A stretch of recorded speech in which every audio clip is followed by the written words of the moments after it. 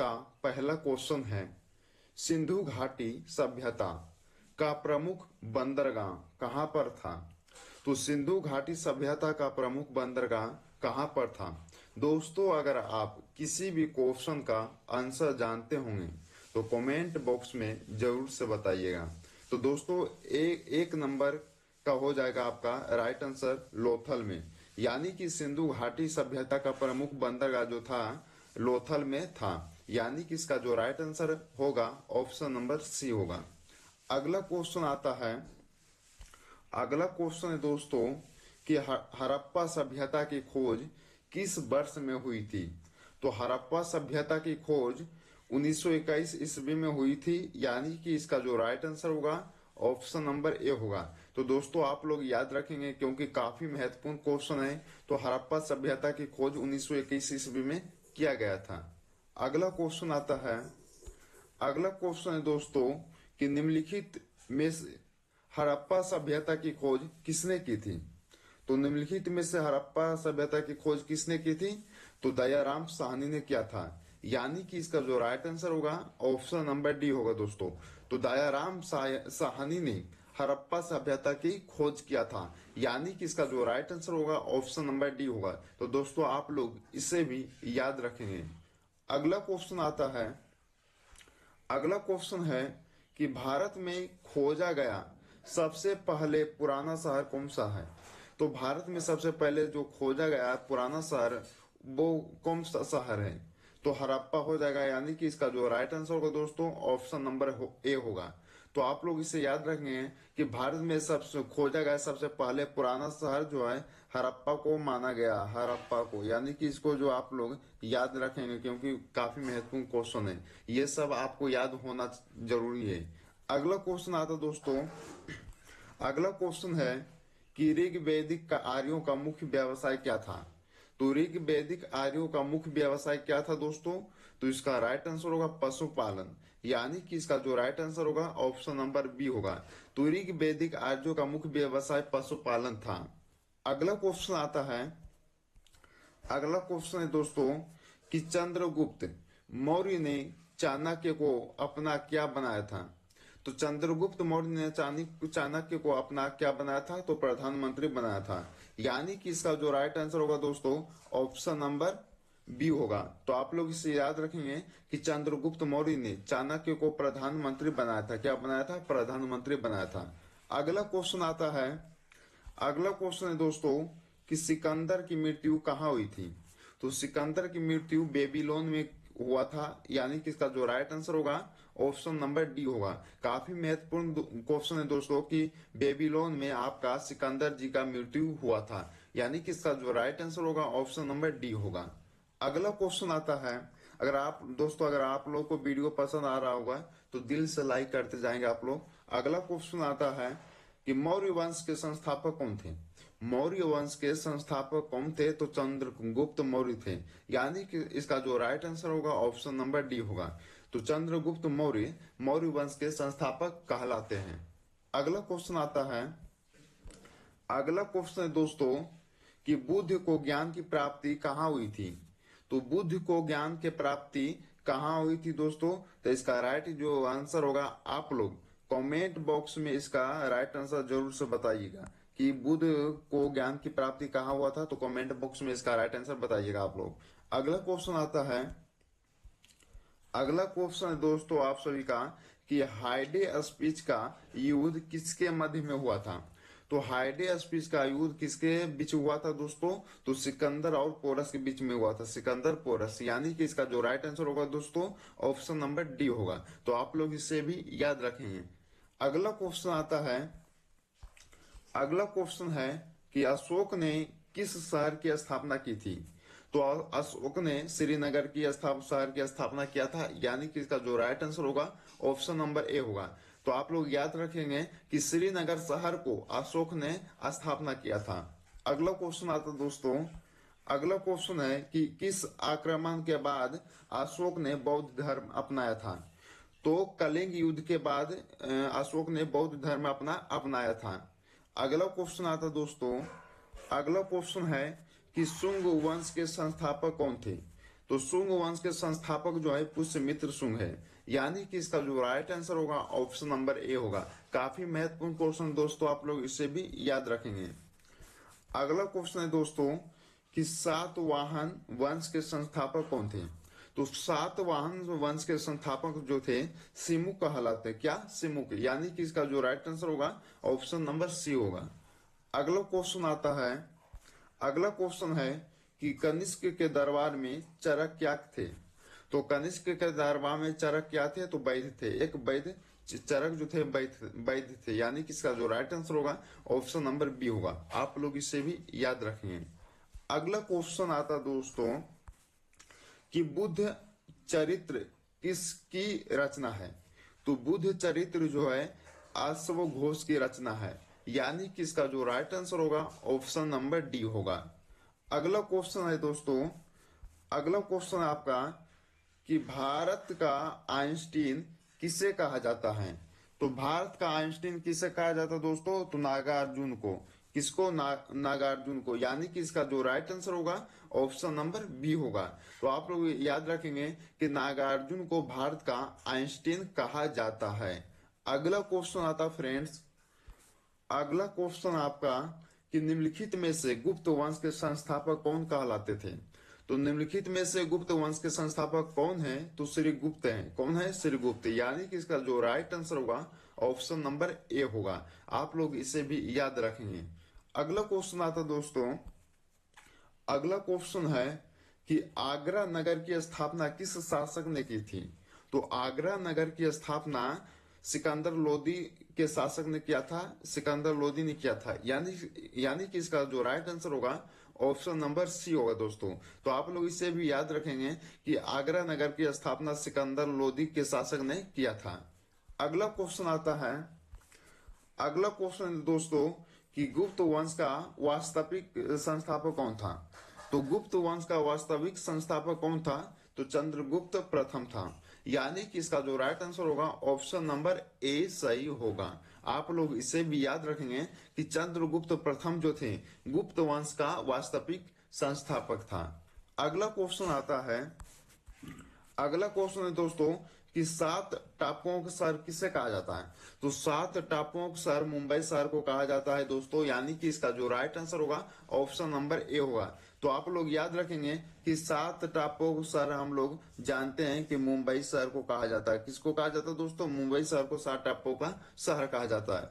अगला क्वेश्चन आता है, अगला क्वेश्चन है कि भारत में पहला कृषि विज्ञान केंद्र कहाँ स्थापित हुआ था? तो भारत में पहला कृषि विज्ञान जो कहाँ स्थापित हुआ था? तो पुडुचेरी में हुआ था। कहाँ हुआ था? पुडुचेरी में, यानी कि इसका जो राइट आंसर होगा दोस्तों ऑप्शन नंबर बी होगा। आप लोग इसे भी याद रखेंगे। अगला क्वेश्चन आता है, अगला क्वेश्चन है कि सर्वाधिक अम्लीय वर्षा किस देश में होती है? तो सर्वाधिक अम्लीय वर्षा नॉर्वे में होता है, यानी कि इसका जो राइट आंसर होगा दोस्तों ऑप्शन नंबर सी होगा। तो आप लोग याद रखेंगे कि सर्वाधिक अम्लीय वर्षा किस देश में होता है? तो नॉर्वे देश में होता है। कहाँ होता है दोस्तों? तो नॉर्वे देश में होता है, यानी कि इसको भी आप लोग याद रखेंगे। अगला क्वेश्चन आता दोस्तों आप सभी का, अगला क्वेश्चन है कि अमीर खुसरो किसके प्रसिद्ध दरबारी कवि थे? तो अमीर खुसरो किसके प्रसिद्ध दरबारी कवि थे? तो अलाउद्दीन खिलजी के दरबारी कवि थे, यानी कि इसका जो राइट आंसर होगा दोस्तों ऑप्शन नंबर बी होगा। तो आप लोग इसे भी याद रखेंगे कि अलाउद्दीन खिलजी के अमीर खुसरो किस के प्रसिद्ध दरबारी थे? तो अलाउद्दीन खिलजी के। अगला क्वेश्चन आता है, अगला क्वेश्चन है दोस्तों कि लूनी नदी पर स्थित जवाई बांध किस राज्य में स्थित है? तो लूनी नदी पर स्थित जवाई बांध राजस्थान राज्य में स्थित है, यानी कि इसका जो राइट आंसर होगा ना ऑप्शन नंबर बी होगा दोस्तों। तो आप लोग इसे याद रखेंगे कि राजस्थान राज्य में लूनी नदी पर स्थित जवाई बांध आपका स्थित है दोस्तों। तो आप लोग इसे याद रखेंगे। ओके, अगला क्वेश्चन आता है दोस्तों, अगर आप लोगों को वीडियो पसंद आ रहा होगा तो दिल से आप लोग लाइक करते जाएंगे, और जितने भी लोग मेरे YouTube चैनल पे नए होंगे तो सब्सक्राइब कीजिएगा और लाइक कीजिएगा, और दोस्तों के यहाँ ज्यादा से ज्यादा सब्सक्राइब शेयर कीजिएगा। अगला क्वेश्चन आता है दोस्तों कि करगम किस प्रदेश का लोक नृत्य है। तो करगम जो है तमिलनाडु प्रदेश का लोक नृत्य कहलाता है, यानी कि इसका जो राइट आंसर होगा ऑप्शन नंबर बी होगा। अगला क्वेश्चन आता है दोस्तों, अगला क्वेश्चन आपका कि भारतीय जागृति का जनक किसे कहा जाता है। तो भारतीय जागृति का जनक राजा राम मोहन राय को कहा गया है, यानी कि इसका जो राइट आंसर होगा ऑप्शन नंबर डी होगा। तो दोस्तों आप लोग ये से याद रखेंगे कि राजा राम मोहन राय को भारतीय जागृति का जनक कहा गया है। अगला क्वेश्चन आता है, अगला क्वेश्चन है कि जम्मू कश्मीर में उरी बांध किस नदी पर स्थित है। तो जम्मू कश्मीर में उरी बांध जो है झेलम नदी पर स्थित है, यानी कि इसका जो राइट आंसर होगा ऑप्शन नंबर डी होगा। तो दोस्तों आप लोग इसे याद रखेंगे कि झेलम नदी पर जम्मू कश्मीर में उरी बांध आपका स्थित है। आप लोग इसे ध्यान से पढ़ के याद रखेंगे। दोस्तों अगर आप लोग, अगला क्वेश्चन आता है कि सुंदरवन राष्ट्रीय उद्यान किस राज्य में स्थित है। तो सुंदरवन राष्ट्रीय उद्यान जो है पश्चिम बंगाल राज्य में स्थित है, यानी कि इसका जो राइट आंसर होगा ऑप्शन नंबर सी होगा।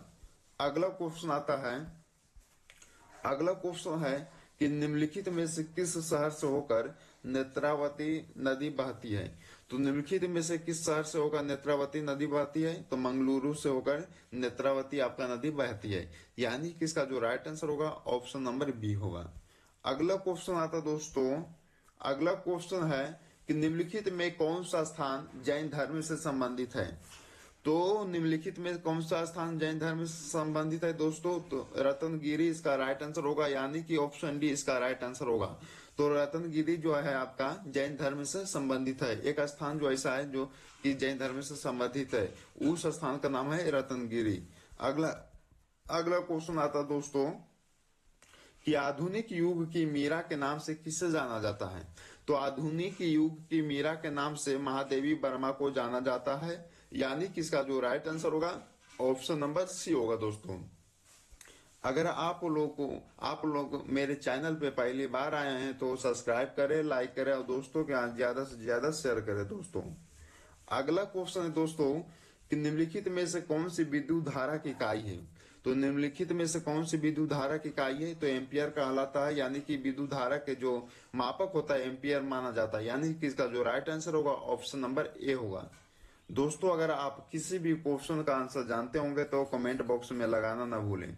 अगला क्वेश्चन है कि इनमें से कौन सी नदी दक्षिण भारत की गंगा भी कही जाती है। तो इनमें से कौन सी नदी दक्षिण भारत की गंगा भी कही जाती है। तो गोदावरी नदी को दक्षिण भारत की गंगा भी कही जाती है, यानी कि इसका जो राइट आंसर होगा ऑप्शन नंबर सी होगा। दोस्तों आप लोग इसे याद रखेंगे। जितने भी क्वेश्चन देख रहे हैं इस वीडियो में दोस्तों, आप लोग सारे क्वेश्चन बहुत बार एग्जाम में रिपीट हो चुका है, तो आप लोग इसे ध्यान से देखें और एक बार जरूर देखें। अगला क्वेश्चन आता है, अगला क्वेश्चन है आपका कि भारत के पहले राष्ट्रपति का क्या नाम था। तो भारत का पहला राष्ट्रपति का नाम डॉक्टर राजेंद्र प्रसाद था, यानी कि इसका जो राइट आंसर होगा ऑप्शन नंबर बी होगा। अगला क्वेश्चन आता है कि वायुमंडलीय दाब मापने का पैमाना क्या कहलाता है। तो वायुमंडलीय दाब मापने का पैमाना जो बैरोमीटर कहलाता है, क्या कहलाता है, बैरोमीटर, यानी कि इसका जो राइट आंसर होगा ऑप्शन नंबर ए होगा। अगला क्वेश्चन आता है कि गुरुत्वाकर्षण की खोज किसने की थी। तो न्यूटन ने किया था गुरुत्वाकर्षण की खोज, यानी कि इसका जो राइट आंसर होगा ऑप्शन नंबर ए होगा। दोस्तों तो आपके लिए काफी महत्वपूर्ण क्वेश्चन है ये कि न्यूटन ने गुरुत्वाकर्षण की खोज किए थे। अगला क्वेश्चन आता है, अगला क्वेश्चन है दोस्तों कि मसालों का बगीचा किस राज्य को कहा जाता है। काफी महत्वपूर्ण क्वेश्चन है दोस्तों, बहुत बार एग्जाम में पूछा गया प्रश्न है और बहुत बार रिपीट भी हो चुका है। तो मसालों का बगीचा जो है केरल राज्य को कहा जाता है, यानी कि इसका जो राइट आंसर होगा ऑप्शन नंबर बी होगा। अगला क्वेश्चन आता है, अगला क्वेश्चन है कि बिहार बंगाल से अलग कब हुआ था। तो बिहार जो है बंगाल से 1912 ईस्वी में अलग हुआ था, यानी कि इसका जो राइट आंसर होगा दोस्तों ऑप्शन बी होगा। तो आप लोग याद रखेंगे कि 1912 ईस्वी में बिहार बंगाल से क्या हुआ था, अलग हुआ। तो आप लोग इसे भी याद रखेंगे।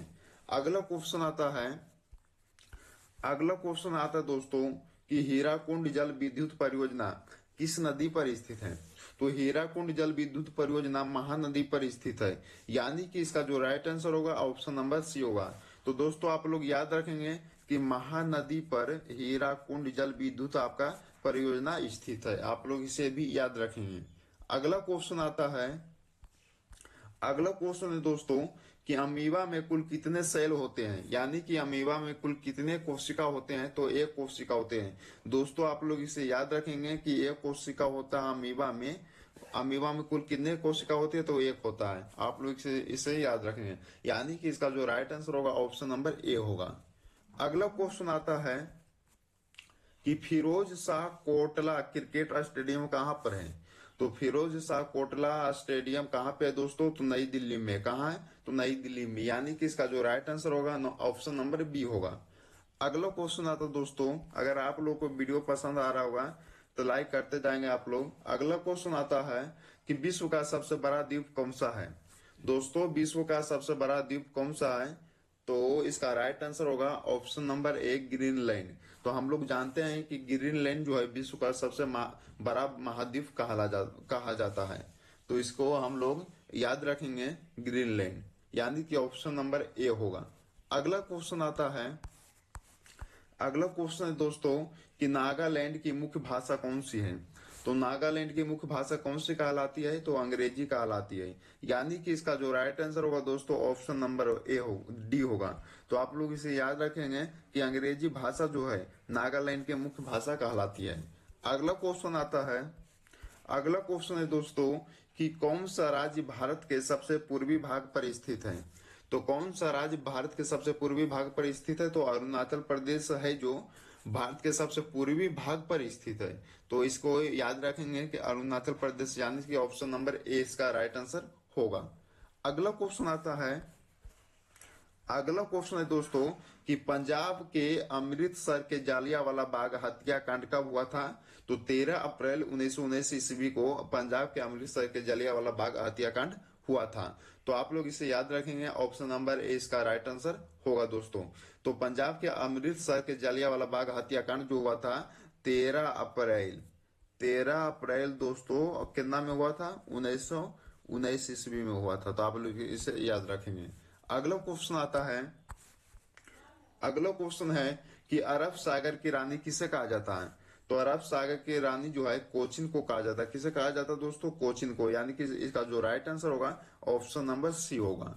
अगला क्वेश्चन आता है, अगला क्वेश्चन है कि नींबू और संतरे में कौन सा विटामिन पाया जाता है। नींबू और संतरे में दोनों में कौन सा विटामिन पाया जाता है, तो विटामिन सी पाया जाता है, विटामिन सी, यानी कि इसका जो राइट आंसर होगा दोस्तों ऑप्शन नंबर ए होगा। अगला क्वेश्चन आता है, अगला क्वेश्चन है कि नंदा देवी पर्वत चोटी किस राज्य में स्थित है। नंदा देवी पर्वत चोटी किस राज्य में स्थित है दोस्तों, तो उत्तराखंड राज्य में, यानी कि इसका जो राइट आंसर होगा ऑप्शन नंबर सी होगा। अगला क्वेश्चन आता दोस्तों, अगला क्वेश्चन है कि हीटर के तार किस चीज के बने होते हैं। तो नाइक्रोम का बना होता है हीटर के तार, यानी कि इसका जो राइट आंसर होगा ऑप्शन नंबर ए होगा।